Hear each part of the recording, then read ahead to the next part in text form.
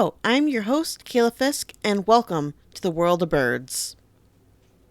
Have you ever wondered how your backyard bird feeder could help scientists track bird populations across North America? Well, get ready, because Project Feederwatch, which runs from November 1st until April 30th, lets you turn your birdwatching hobby into real scientific data that makes a difference. Project Feederwatch is a community science project run by the Cornell Lab of Ornithology and Birds Canada.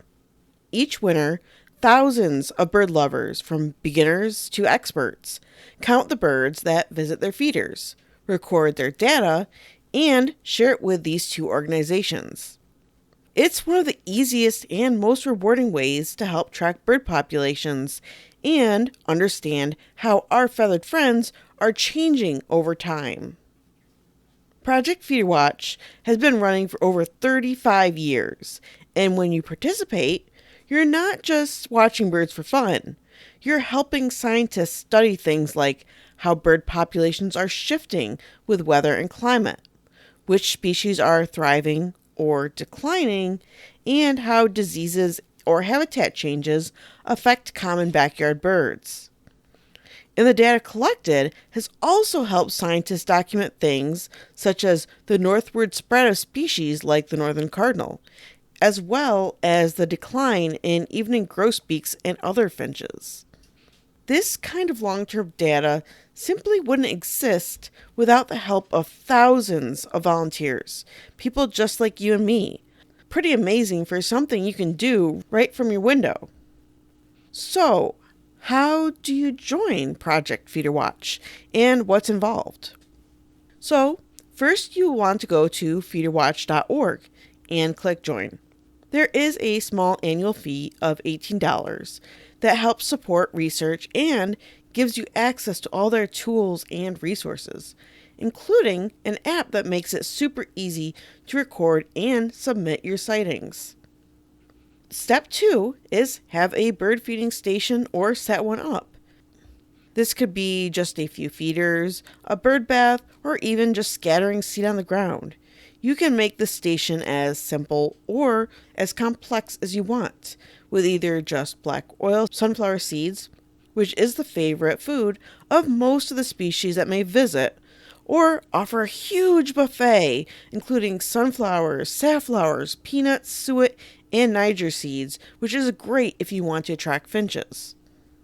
Step number 3 is pick 2 consecutive days every week from November through April to watch and count the birds that visit your feeder. Step 4, submit your counts online or through the Feederwatch app, and that's it. Even if you only watch occasionally, every count adds valuable information. So, you've joined Project Feederwatch, you set up your feeders, fill them with seed, and you're ready to start counting. But wait, how do you actually correctly count birds for science? And how do you document all these fun bird behaviors you're seeing? So let's go step by step through submitting your count data. For your first count, you'll define your count site. That's the specific area where you'll watch birds throughout the season. It could be your backyard, balcony, or community garden, as long as it is the same spot every time. Project Feederwatch is all about consistency, so stick to the same area for every count, even if you move your feeders around a little bit. Project Feederwatch will then guide you step by step to get information about your current setup, including what the habitat is like, how many feeders you have, and so on. After your count site is set up, you'll choose your 2 consecutive days every week between November and April to watch your feeders. That means if you start on a Saturday, you'll also count on Sunday, then wait until the next week to do it again. You can count as often or as rarely as you like. Even once a month helps. Just make sure those count days are back to back, and note the hours you are watching.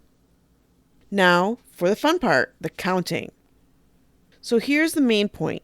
You don't add up every bird you see throughout the whole day. Instead, you record the highest number of each species you see at one time during your count period. So let's say you see 3 chickadees at once in the morning, then 2 in the afternoon. You'll record 3 as your final number, because that's the maximum you saw at one point. This helps prevent counting the same bird twice as it flies in and out from your feeders. And do this for every species you see: cardinals, juncos, goldfinches, you name it. Use the same counting strategy even for birds where you can tell males and females apart, since changing how you count these species can mess with the data being collected. For example, you see 2 female cardinals at once, and later on in the day you see 1 male. Only count the time you saw the 2 at once. Now, beyond just numbers, Project Feederwatch also cares about behavior. As you watch, keep notes on things like feeding behavior. Which foods do they prefer? Are they cracking seeds, grabbing and flying off, or clinging to suet? Interactions. Are birds chasing each other away, or peacefully sharing? This will lead to things like species dominance. Notice who's boss at the feeder. For example, that a blue jay might scare off the smaller finches. Or take note of unusual behaviors. Maybe a downy woodpecker is visiting a seed tray, or a robin eating suet. Those notes matter as well. These observations help scientists understand competition, hierarchy, and adaptation in bird communities. When your 2-day count is done, head to feederwatch.org or use the Feederwatch app to enter your data. You'll log your location and the current weather, the highest count of each species, including mammals like squirrels, cats, etc., notes on food offered, and any interesting behaviors you noticed, or any possible diseases that finches may have that are visiting your feeder. They will also ask several questions, like how often are you cleaning your feeders, if any new feeders or food are being offered as well. At the end, before you submit your 2-day count, they will also ask what you thought of several of the possible things you may have noticed, like how do you feel when that darn squirrel showed up, ate all the food, and scared off all your birds. Here are a few quick tips to make your count easier and more accurate. Watch during the most active feeder times, usually early morning or late afternoon. Keep a notebook or your phone handy to jot down these notes when you notice these interesting behaviors or to keep track of species. Don't click submit until the end of your 2nd day count period. And take pictures and share them if you're unsure of a species. Better to double check than to guess.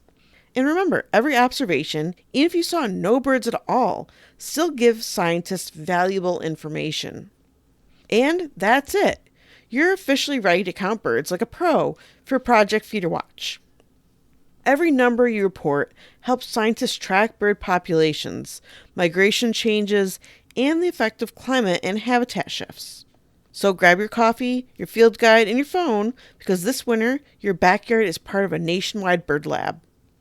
Thanks for watching. If this video helped, hit like and subscribe for more birding tips and tricks, and share your Feederwatch stories in the comments.